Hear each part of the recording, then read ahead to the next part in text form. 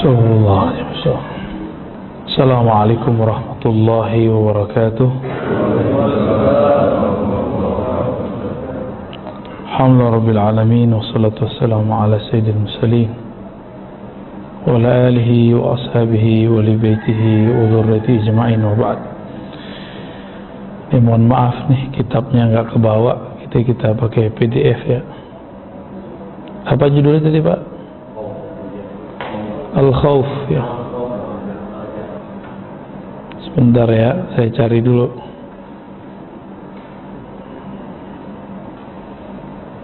Al-Khawf secara harfiah, Al-Khawf itu berarti takut ya. Lawannya roja. Roja berarti harap. Allah Al-Jalal.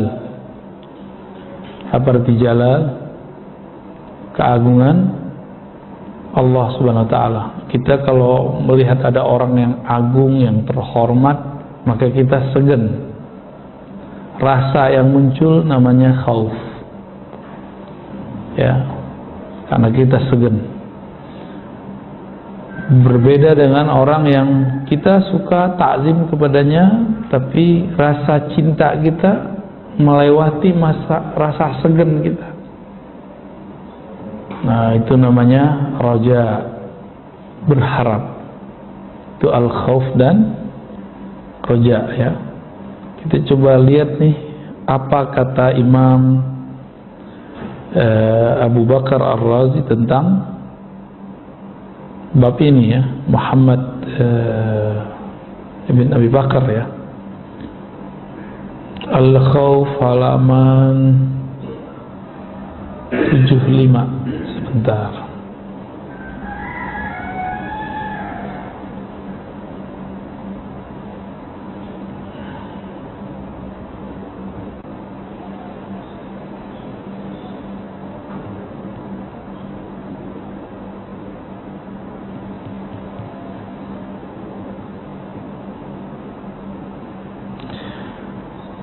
Al-khawf tawakku makruhin atau fawatu mahmubin. Nah, begitu kata beliau. Khauf itu ketika ada rasa takut saat terjebak ke dalam sesuatu yang dibenci oleh Allah Subhanahu wa ta'ala. Au fawat mahbubin, atau khawatir sesuatu yang dicintai hilang. Itu muncul rasa takut, benar ya. Kita melakukan sesuatu yang makruh, dibenci Allah, kita merasa kemudian tidak nyaman, merasa ini berbahaya ini. Itu sudah khauf. Ada kewaspadaan. Atau bahkan kita malah maksiat, lalu muncul rasa bersalah. Itu namanya khauf ya, termasuk teks pertama. Qila huwa istish'arun nafs ma yakduru haluha fil mustaqbal. Rasa yang muncul dalam diri, nah ini penjelasan tambahannya, terhadap ma yakduru haluha fil mustaqbal. Khawatir mengenai di masa depan kita akan merasakan sesuatu yang atau mengotori diri kita sendiri. Kajian-kajian akhir zaman jika tidak berdasarkan ma'rifatullah, yang muncul hanya khauf, rojanya nggak ada. Tahu kajian akhir zaman? Kajian-kajian tentang Dajjal, tentang Mahdi, tentang fitnah-fitnah, kekajian di akhir masa nanti.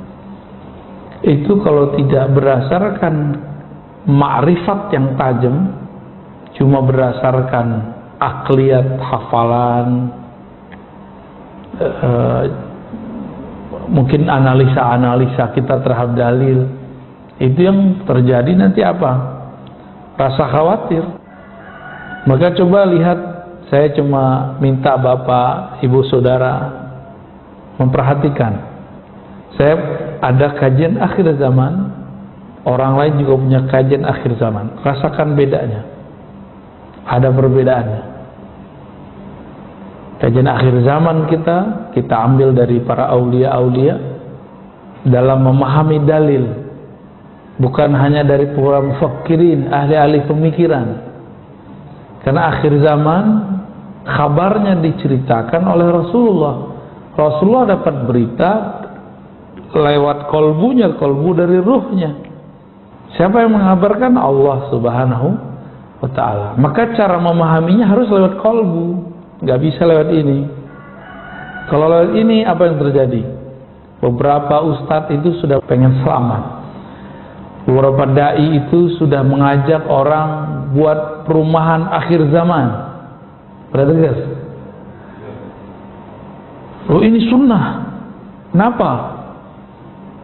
Nanti Rasulullah memuji orang-orang yang dia uzlah, dia menyendiri, tidak tinggal di keramaian. Lah hadisnya jelas uzlah. Uzlah itu sendiri. Kalau buat komplek tengah hutan namanya rame-rame. Kalau mau cari duit, bilang aja cari duit, ya. Gak usah bawa-bawa akhir zaman, ya. Atau emang nggak ngerti, bilang nggak ngerti. Di atas wali ada wali, di atas orang alim ada orang alim. Nanya kepada orang yang lebih alim. Jangan tebak-tebakan. Ya, jadi bab ini bab yang berbahaya. Nah, kajian akhir zaman bisa membuat orang takut. Kalau dia tidak punya ma'rifatullah, maka harus balance antara khauf, raja, rasa takut, dan raja, rasa harap.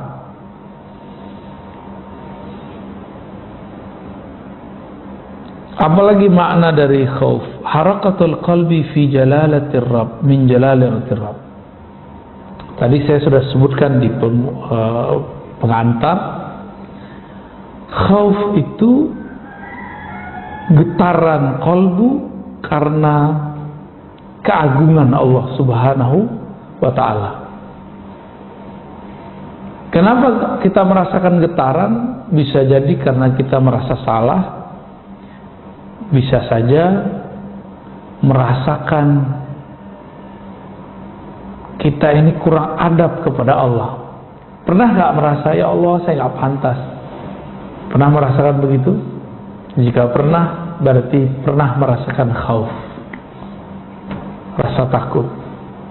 Istighfar lalu merasa takut, ingat masa lalu, itu ada khauf.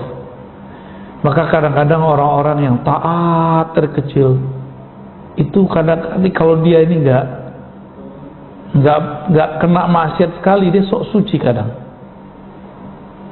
Jadi ini jangan sengaja maksiat ya.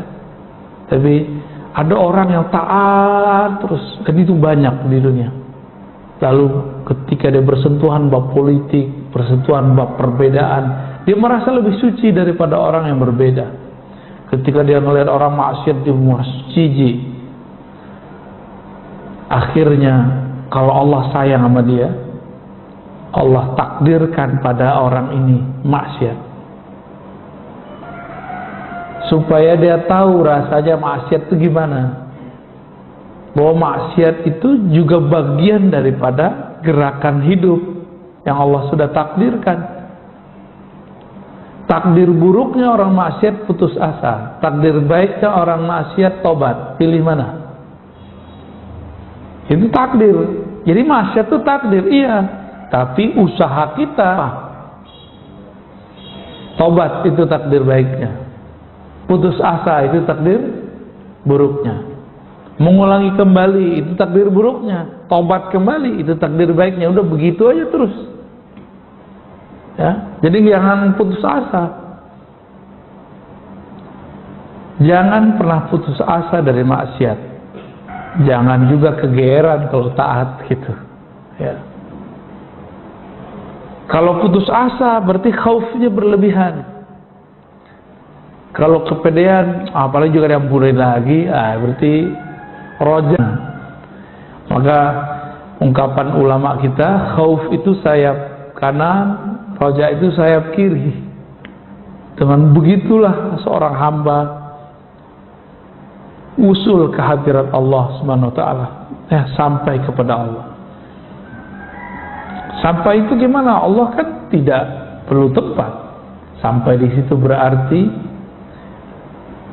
sampai merasakan bahwa Allah itu dekat kepadanya. Itu minimal ya. Imam Junaid, Imam Salafus Saleh ditanya anil khauf, apakah itu? Tawakku, rasa takut terhadap uqubah, terhadap balasan Allah, ala majaril anfas, sesuai dengan gerak nafas. Khawatir kalau nafas ini ada nafas yang lupa kepada Allah Subhanahu wa taala. Ini makomnya Imam Junaid. Kita mungkin belum nyampe ya. Beliau ini pernapas dia. Belum kan? Lalu dijelaskan oleh Imam pengarang kitab ini, al-khauf minallahi wajib. Nah, khauf ini babnya wajib, bukan sunnah ya. Wajibun liqaulihi ta'ala wa khafuni in kuntum mu'minin. Takutlah kepadaku ya, surat Al-Imran 175. Takutlah kepada kamu jika memang engkau percaya kepadaku, in kuntum mu'minin. Kalau dalam beberapa ayat lain, misalnya surah Al-Baqarah ayat 40, wa iyaya farhabun, kepadaku kau takut. Nah, kalau di depan iyaya itu ditambahin hanya ya, hanya kepada aku kamu harus takut, selainku tidak ya.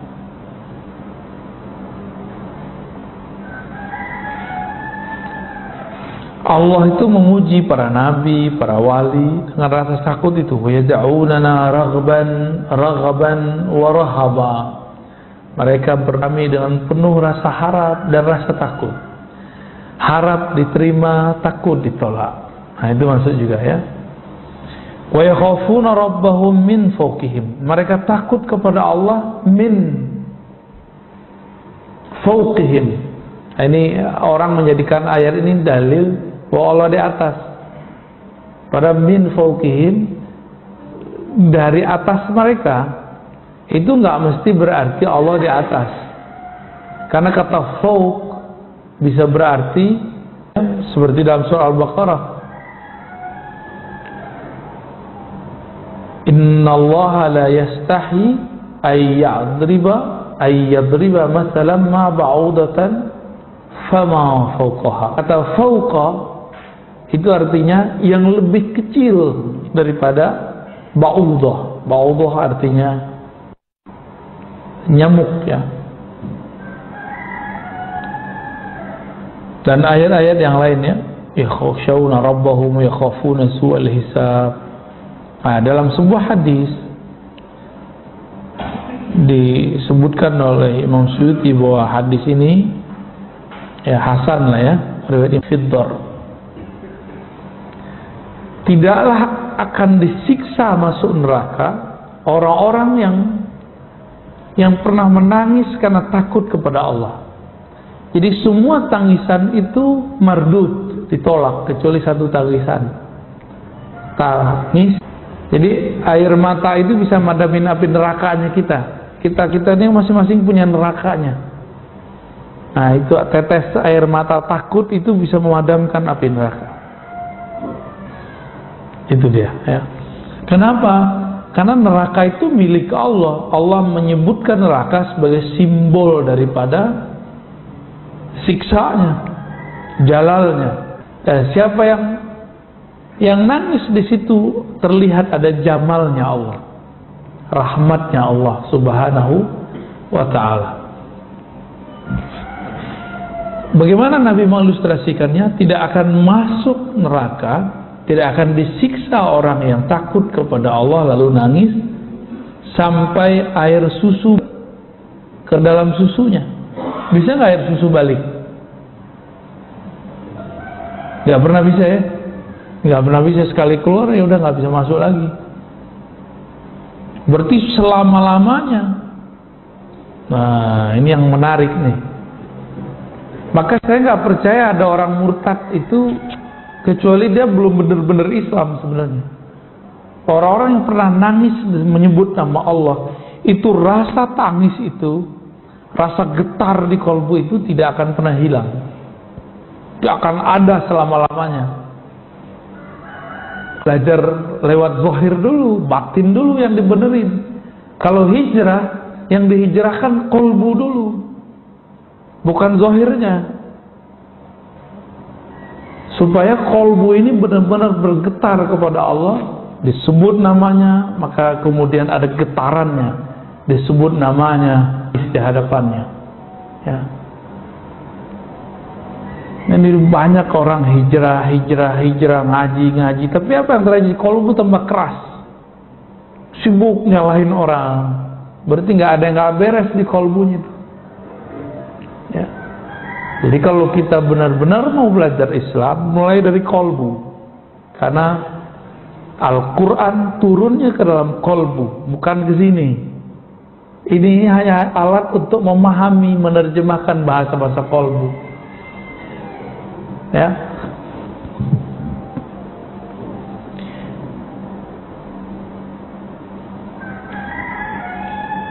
Dalam riwayat Imam Tabrani disebutkan, idza sya'arra jasadul 'abdi tahatat anhu dhunubuhu kama yatahatat 'anil syajaratil yabisah waraquha. Apa indikator? Ini indikator membaca tubuh. Tubuh ini menerjemahkan kalbu. Kita kalau istighfar, doa, muhasabah, sholawat, zikir, lalu ada merinding. Pernah merinding nggak kalau berzikir? Atau merinding di saat ada ta'lim yang membuat kita ingat kepada Allah? Jika antum merasakan itu, maka pada saat itu tahatat zunubuh, dosa-dosanya gugur seperti gugurnya daun-daun di musim gugur. Di Indonesia nggak ada musim gugur ya, tapi kan ada beberapa pohon seperti pohon kapas, dia gugur di musim tertentu. Coba perhatikan dia, ketika kalbu ini bergetar, tubuh ini kemudian merinding, bulu roma kita merinding menyebut nama Allah, merinding mendengarkan kalam-kalam Allah, kalam-kalam Rasulullah, kalam-kalam ulama, aulia-aulia Allah. Itu merindingnya membuat kita diampuni. Ya, itu indikatornya.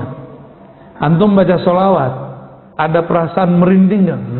Gitu. Itu lagi dijawab tuh sholawatnya sama Rasulullah Sallallahu Alaihi Wasallam. Ya. Karena kebanyakan orang nggak merasakan, ya. Walakin la tash'urun, tapi kamu tidak mengetahui, tidak merasakan. Tash'ur dari syar. Bulu roma, tapi kamu bulu romamu tidak merasakan hadirnya para aulia, hadirnya para syuhada yang sudah wafat.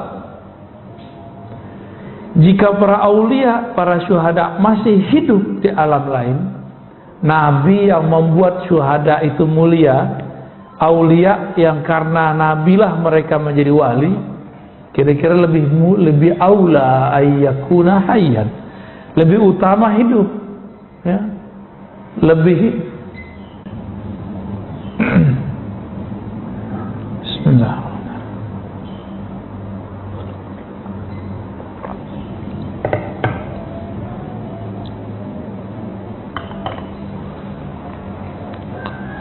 Wa qala sallallahu alaihi wasallam, nah, Nabi mentafsirkan satu ayat, walladzina yutuna ma atau wa qulubuhum wajilah. Orang-orang yang memberikan apa yang mereka berikan dan kalbunya penuh dengan rasa wajlah, rasa takut. Ai khaifa alla yuqbala minhum a'malul bir. Jadi kita nih ciri-ciri indikator kalau kita sudah ada masuk nih rasa takut ke kalbu, kita beramal, memberi sedekahkah, berzikirkah, sholat, lalu ada perasaan khawatir nih enggak? nggak diterima, merasa nggak pantas diterima, itu masuk semua tuh ke bab khauf. Kalau indikatornya sudah ada, berarti sudah mulai bagus qalbunya. Ya. Kana an-nas ya'uduna Dawuda wa yazunnuna annahu marid wa lam yakun bihi illa shiddatul khauf min rabbih. Jadi ada satu riwayat ya, bahwa dalam Israiliyat Nabi Daud sakit, terlihat sama orang, tapi sebenarnya beliau nggak sakit, beliau cuma ketakutan habis membaca Az-Zabur, lalu badannya lemas, bergetar, panas, dingin. Jadi dulu para nabi baca ayat-ayat Allah sampai begitu. Kalau kita enggak ya, nggak ada yang begitu ya. Di zaman Hasan al-Basri itu ada orang baca surah Al-Hadid nyampe di ayat 16-nya pada pingsan. Kita nggak ada yang begitu. Apa yang salah ini? Ya. Maka minimal merinding-merinding lah kalau dibacakan ayat lalu disebutkan maknanya. Waktu saya kemarin saya baru pulang dari Sumatera, ya, dari kampung saya. Itu macam-macam berteriak di sana, ada yang merinding begitu, ketakutan kepada Allah, wajah, bulu romanya merinding, sampai-sampai dia nggak tahan, dia berteriak, ya Allah. Ada juga yang kurang ajar, kita belum selesai ngomong dipotong, ya. Ada juga yang begitu, gaya badui, angkat tangan langsung ngomong, itu kan badui itu. Orang kalau angkat tangan gimana hadapnya? Dipersilakan dulu baru ngomong. Itu saya diuji juga tuh Pak, diuji perasaan saya gimana. Ya. Itu soal adab itu, ya. Adab yang buruk.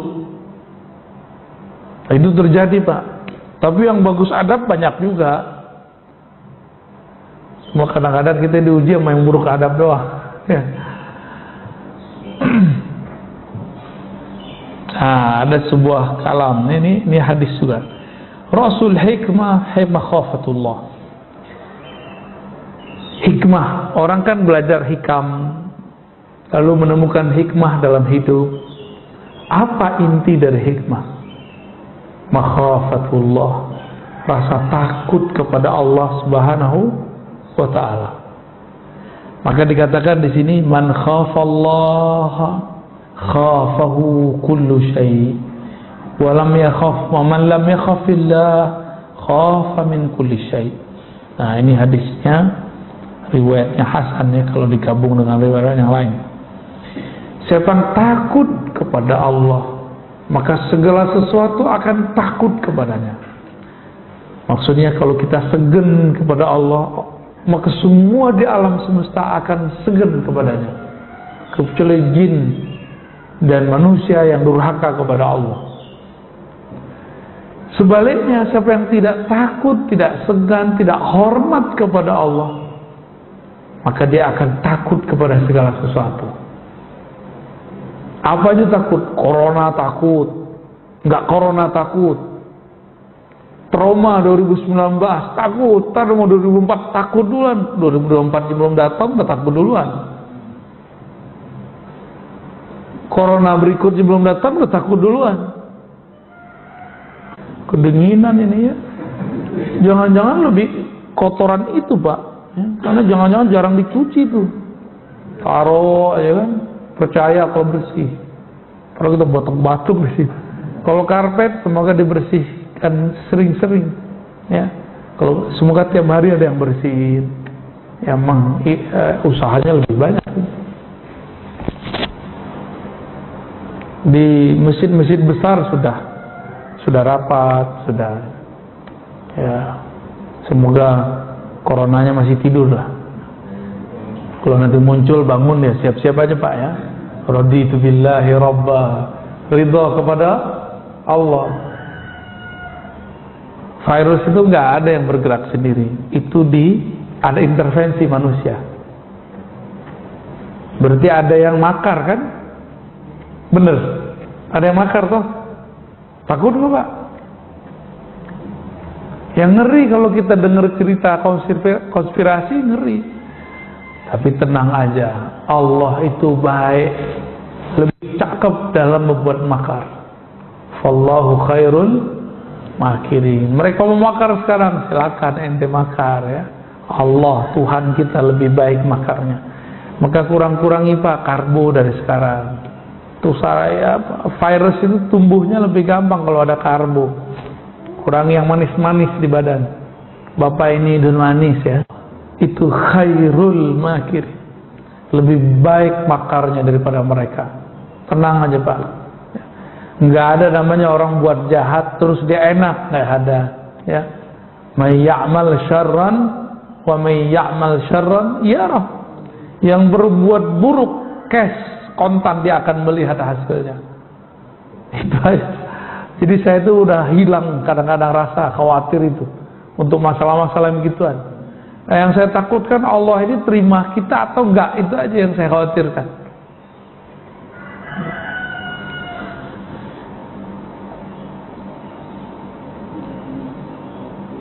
Semoga nanti yang yang berwenang mengumumkan enggak wajib pakai masker, wah lebih enak lagi Pak ya.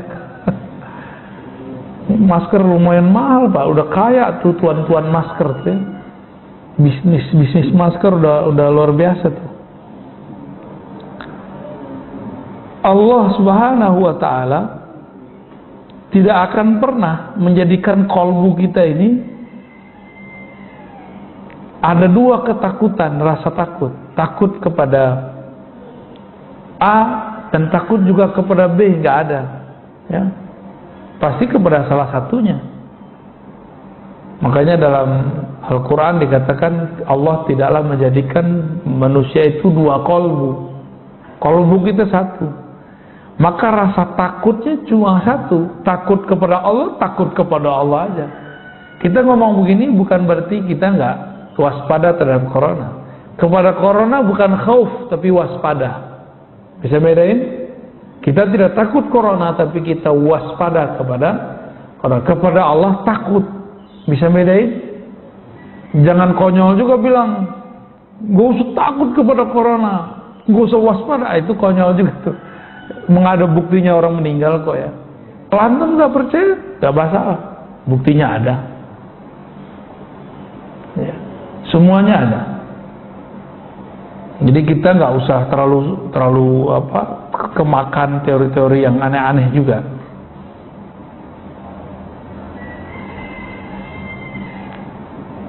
Kemudian disebutkan di sini,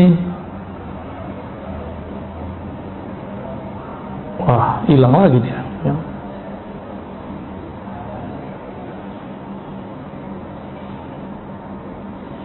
Rasa takut ini muncul kalau orang biasanya maksiat, udah itu aja. Rasa takut muncul kalau orang maksiat. Maka kalau antum ceramah, kalau antum nangis tuh kita curiga, jangan-jangan ingat maksiat nih. Tapi nggak usah khawatir, bagus, itu bagus. Nah, apa kata Allah Ta'ala? Wa izzati wa jalali la ja'al man amana bi sa'min layla wa nahar kaman la yu'min bi. Si biyadihi law akhta'tum hatta tamla khatayakum ma baina as-sama'i wal ard. Sumastaghfartumullaha la ghafarakum. Dan demi jiwaku yang ada dalam genggamannya, ya, seandainya lalu kalian minta ampun, Allah ampuni. Gampang tuh. Berarti Allah kasih harapan nggak? Kalau Allah kasih harapan, Allah kasih harapan. Maka disebut roja. Ya. Itu kenapa ada suara saya lagi tuh Pak? Ya, kecilin aja Pak.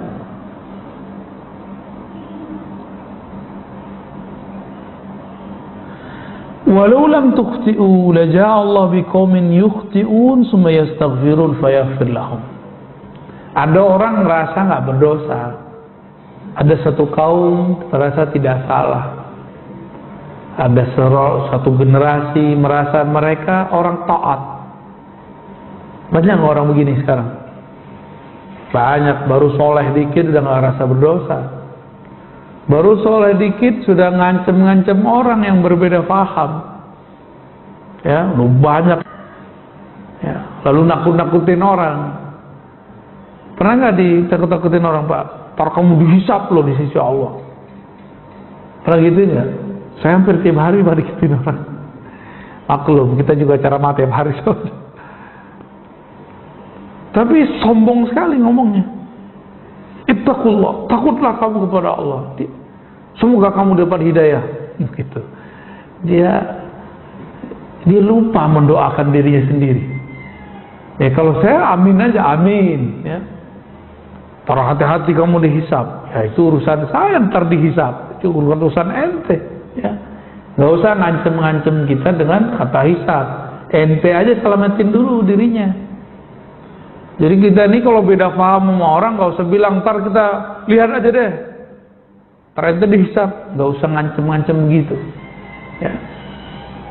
Kalau kita beda paham dengan orang, ya sudah beda aja. Tapi ada orang yang udah kehabisan hujjah, udah kehabisan dalil, karena nggak mangkau punya dalil. Dalilnya cuma kullu bid'atin dhalalah. Ya nggak?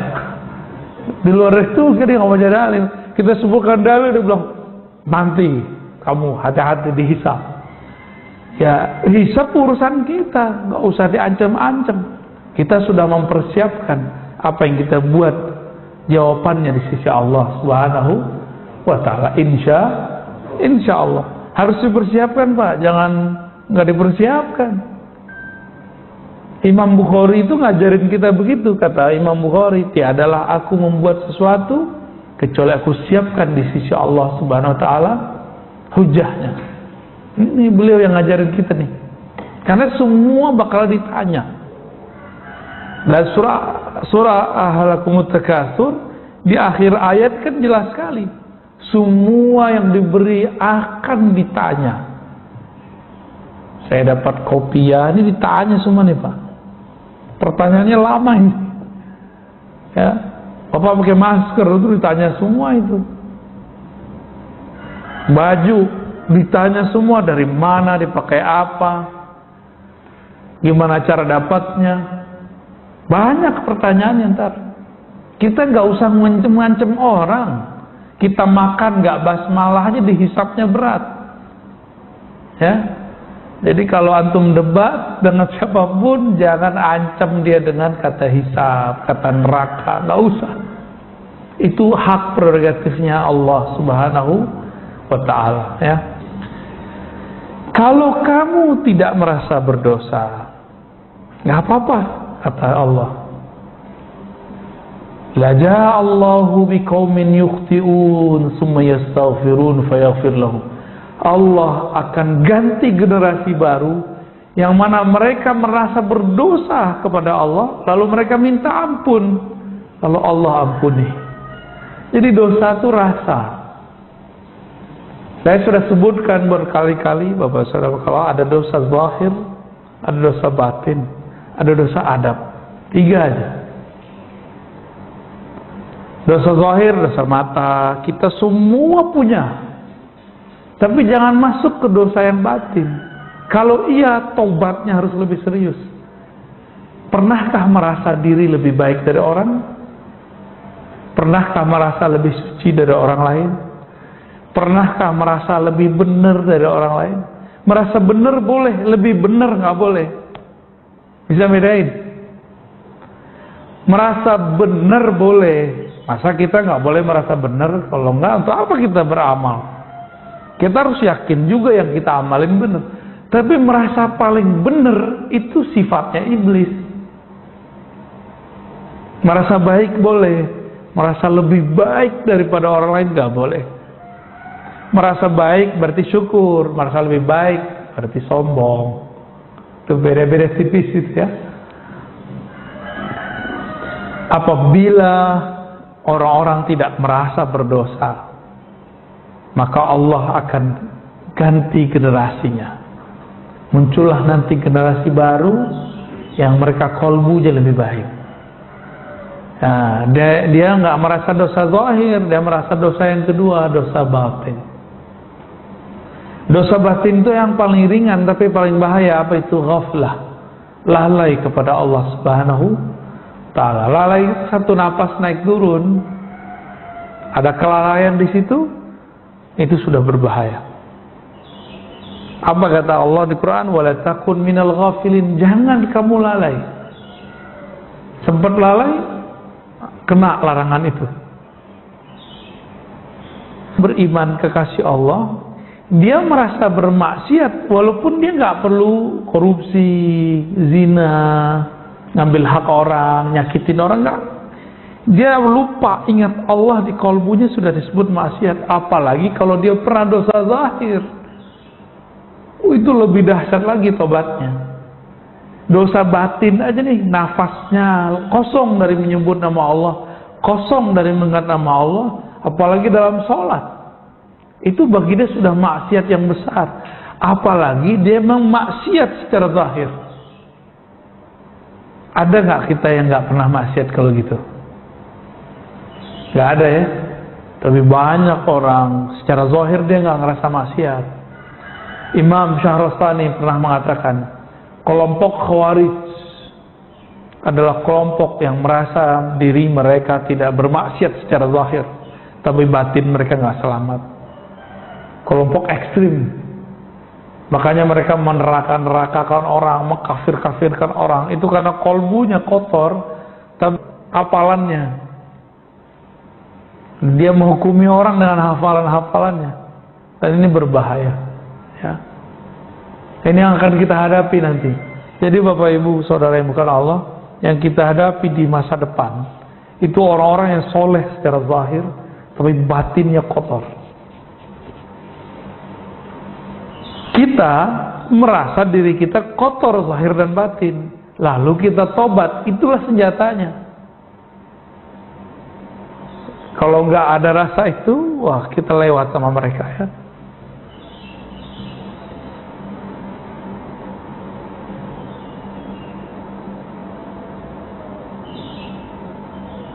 Innama yadkhul jannata man yarjuha. Nah, ini hadis menarik juga nih. Hadis yang juga didapatkan di riwayat Imam Baihaqi ya, dan riwayat lain. Yang masuk surga itu hanya yang mengharapkan masuk. Yang masuk neraka itu yang tidak pernah berharap masuk surga, yang putus asa daripada rahmat Allah Subhanahu wa ta'ala. Ya. Baik. Dengan demikian Bapak Saudara yang bukan Allah, jadi al-khauf dan roja, rasa takut, rasa harap, ini harus dipelihara. Nah, inti dari rasa takut itu bukan hanya sekedar dari maksiat, tapi inti dari rasa takut itu karena Allah itu punya sifat namanya Jalal. Apa tadi namanya Jalal? Keagungan. Kita segan kepada Allah Subhanahu wa ta'ala. Ini ilustrasi biar gampang Pak. Punya guru gak dulu yang kita segani di sekolah? Berani gak buang sampah depan dia? Gak berani ya? Tapi kalau gurunya pergi, buang sampah lagi gak? Iya, berarti kita takut kepada dia. Ada guru yang kita sukai dulu di sekolah? Ada ya? Lalu dia ketika mau buang sampah, di depan dia yang buat sampah, dia mau ambil sampah. Karena kita sayang sama dia, kita bilang, maaf Pak Guru, biar kami aja yang buang. Sudah sayang. Jadi khauf dan roja ini dua kejadian rasa yang dia bercampur aduk di kolbu. Bercampur aduk di dalam kolbu. Pernah suka seseorang? Pernah ya? Khawatir nggak kalau cinta kita ditolak? Iya. Galau nggak kalau kita nggak diingat-ingat sama dia? Galau ya? Jadi kalau dia nggak kirim salam, kayaknya aneh hari itu. Atau kalau nggak ketemu dia sesaat, kayaknya aneh. Nah inilah bab yang mau saya sampaikan sebagai penutup. Al-khauf dan raja itu jika didasari kepada cinta, maka dia rasanya lebih ringan, lebih asik. Didasari apa? Cinta. Kita ini kalau nggak ketemu dengan, muncul lagi bab rindu. Dalam rindu itu muncul rasa takut. Jangan-jangan nggak diterima nih. Jangan-jangan dia ingat yang lain nih. Jangan-jangan perhatiannya kurang nih. Maka orang yang khauf dan raja ini sibuk. Ketika dia mau bertemu atau ada kesempatan bertemu dengan yang dia sukai ini, dia akan mencari perhatian. Bajunya dibagusin, mukanya dibersihin, model rambutnya dibenerin. Itu kalau kekasihnya fisik, manusia. Kalau yang kita cintai itu Allah, gimana? Karena Allah, mari cari perhatian Allah. Allah itu selalu memperhatikan hambanya, tapi carilah perhatian rahmatnya, perhatian kasih sayangnya. Bagaimana caranya? Di kolbu ada khauf dan raja, sumbernya adalah cinta kepada Allah Subhanahu wa ta'ala. Cinta indikatornya cuma satu, dawamu zikri, senantiasa ingat dia, senantiasa merindukannya, takut kalau salah tingkah di depannya. Itu jadi ya. Kalau kita sudah cinta, suka memberikan kejutan, nggak hadiah. Itu untuk apa?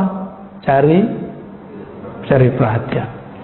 Maka yang layak dijadikan objek untuk kita cari perhatiannya adalah Allah, sumber semua cinta. Ya. Siapa yang dicintai Allah, maka semua yang di makhluk ini, yang di alam semesta akan mencintainya. Insya Allah. Baik Bapak Saudara bukan Allah, lebih kurang itu bedah kitab Hadaikul Haqaiq ya, beberapa waktu ini. Semoga bermanfaat.